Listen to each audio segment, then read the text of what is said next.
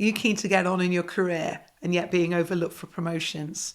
Are you wondering what you need to do in order to get that more senior managerial role? In this video, I'll share the common reasons as to why people are overlooked, the skills you'll need to demonstrate in order to be considered promotion ready, and how to lift your visibility with those senior decision makers so that when the next promotion comes along, you are already on their radar. I was coaching someone who had had several manager roles, so managing teams, and was incredibly keen to get the next level up, to be a multi-team manager at a director level. She came to me to say, this is not working. I'm getting frustrated and I don't know what I'm doing wrong. And then she said, I just cannot work any harder. I hear this a lot when people want to get on. It is a confusion between working harder and leading and leadership. The key to getting promoted is those decision makers see that you're not just really good at what you're doing. You are already ready and demonstrating the mindsets, the skills, and the behaviours that are needed in the next role. And this gap between doing what you do well and doing what you could do is normally when people fall down. And I know it from experience from my corporate days, evaluating and making decisions for roles. You do not want to make a decision on they're a nice person, they're a good person, they're a hard worker, but it's a leap of faith whether they will move to that other role.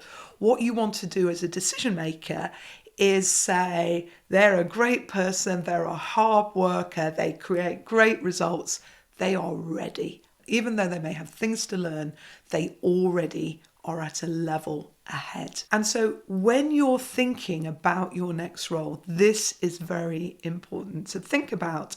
What are the mindsets, the skills, and the behaviors that are expected by your organization? And do you have them, and do you actively demonstrate them? Now, this doesn't really matter whether you are someone who wants to become a manager for the first time or you have a good track record of management and you're trying to get to VP. It's exactly the same principle. You need to be playing the future game and demonstrating that in the role in which you are. And then the challenge will come back, Helen, well, how can I do that when I'm not in the role? And what we come back round to is there are many opportunities in your current role to demonstrate leadership. It's what I call leadership at all levels. You do not need the title leader to be a leader. Some managers are what I call super individual contributors. Their mindset is to do the job, and I have people here to help me do that job. That is not what a leader is.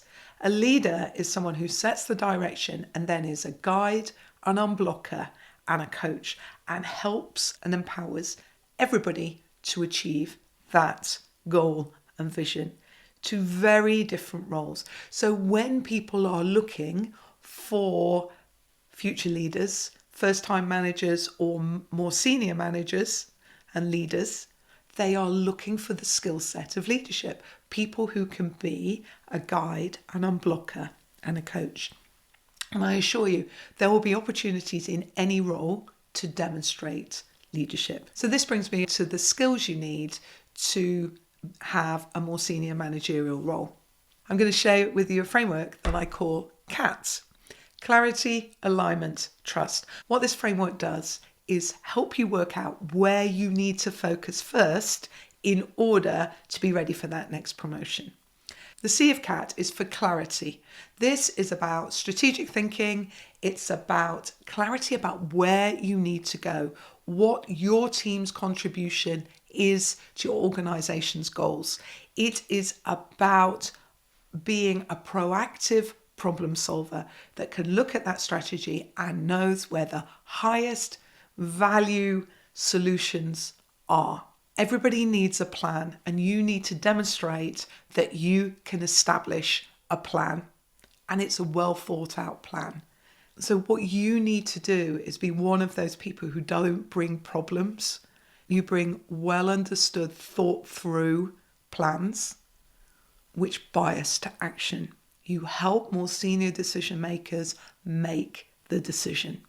Why this works so well, if you're a senior person, it reassures you. Action orientated, proactive, bright people who think through plans well. Automatically a tick. Somebody who is demonstrating good thinking. Which brings me to the A of CAT, alignment. Now you may have the best plan in the world, but if you can't get other people to buy into it and you're not aligned with other people, that plan is going nowhere fast.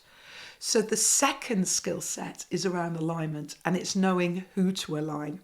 So if you're already a manager, that starts obviously with the people in your team, and that you're giving direction, you are guiding, you're unblocking, and you're coaching that team to achieve those goals. But if you are not yet a manager, it's exactly the same principle to your team around you. Can you be the guide, the unblocker, the coach in helping the team achieve the goals? The second group of people to think about are your stakeholders and the people you're working on projects or doing work with. And in particular here is building good, sustainable, deep relationships with those important stakeholders. I'd pay particular attention to your cross-functional colleagues and not staying in your team, but where you spread out, because those relationships make all the difference to the effectiveness of getting work done. Then think about the senior influencers who will be influencing the decision on any promotion. You need to be seen by them. But the key thing here is the challenge many people do this ad hoc. The plan is kind of in their head and not clear. You're trying to build relationships wherever. Who are the people you need to build stronger relationships with and spend time cultivating and nurturing those relationships? By building these relationships, not only will your plans be better understood, but the skills you'll particularly be demonstrating are the skills that go with that guiding, coaching and unblocking. Therefore, motivating people, managing conflict and disagreements, building up those skills that will make you a better manager and leader. Now, the T of CAT stands for trust. In order to be promoted, the decision makers of that promotion need to trust you. Building trust involves good self-awareness, but in particular, it involves great communication. And so the better you are as a communicator, the more you speak with clarity, the more you listen actively and connect with others, the better you influence, the more you both ask for feedback, take feedback, and give feedback constructively, the better. Communication is like oil in the engine of leadership, of collaboration, and your career, your leadership success. So it's a skill set you need to think about. How well do you communicate? Are you clear? Do you connect well? Do people, as a consequence, like working with you?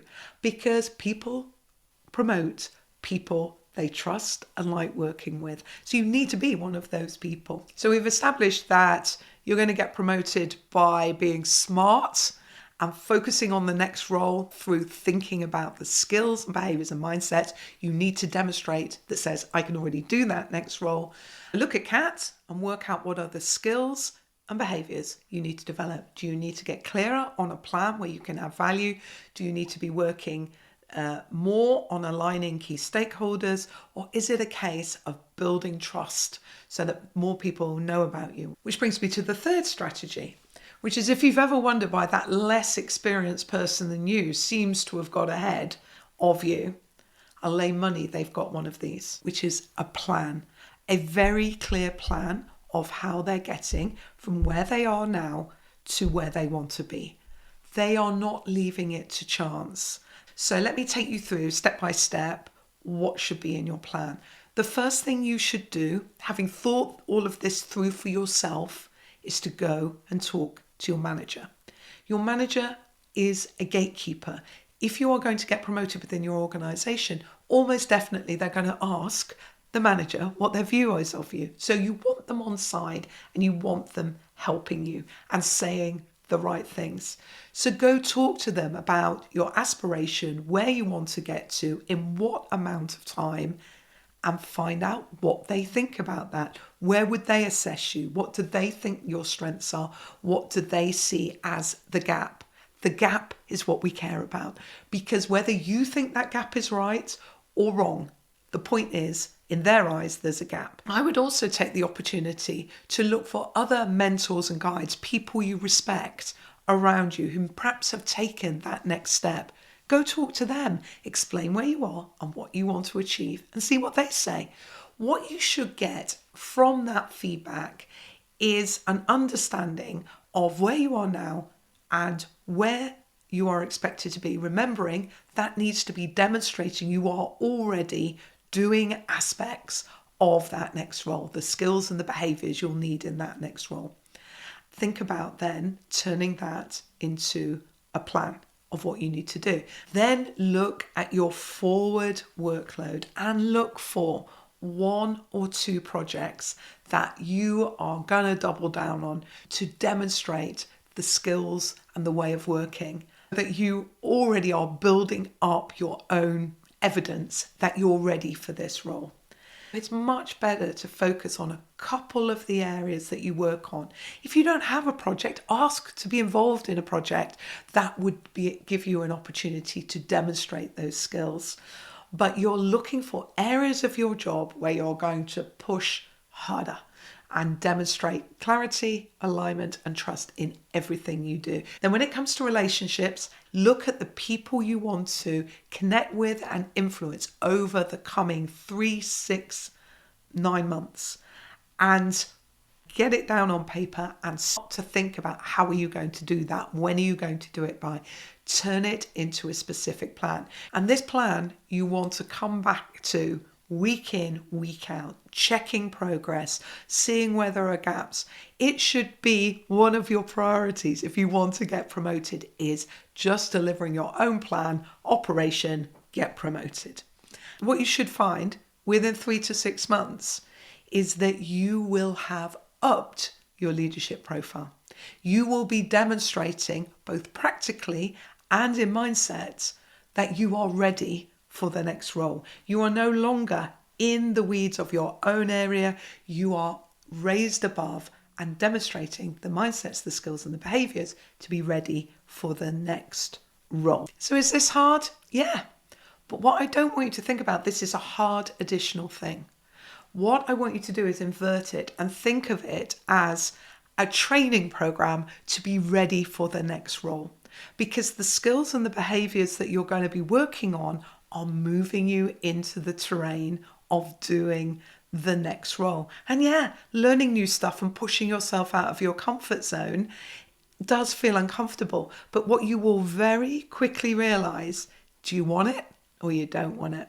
If you don't want it, you'll find you don't want to put in the effort. But if you do want it, you will commit and this plan will 100% work for you.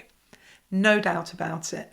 You will get where you want to get to. As I said, a plan is very important. In this video here, I go more deeply into how to nail your development plan, and I talk more about getting out of your comfort zone and some of the strategies that you can use. This may be somewhere to go next if this is something you want more guidance on. Okay, until next time, take care.